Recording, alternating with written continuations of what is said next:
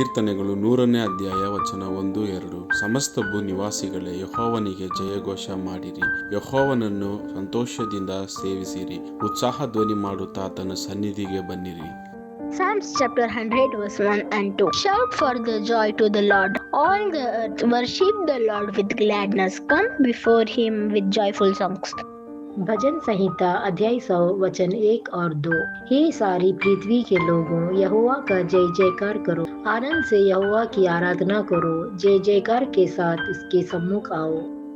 சங்கீதம் 100ஆம் அதிகாரம் 1-2 வசனங்கள். பூமியின் குடிகளே, எல்லோரும் கர்த்தரை கம்பீரமாய் பாடுங்கள், மகிழ்ச்சியோட கர்த்தருக்கு ஆராதனை செய்து ஆனந்த சத்தத்தோட அவர் సన్నిధి முன் వారుங்கள். కీర్తనలు 100వ అధ్యాయం 1-2 వచనం. సమస్త దేశములారా, యెహోవాకు ఉత్సాహధ్వని చేయుడి, సంతోషముతో యెహోవాను సేవించుడి, ఉత్సాహగానము చేయుచు ఆయన సన్నిధికి రండి.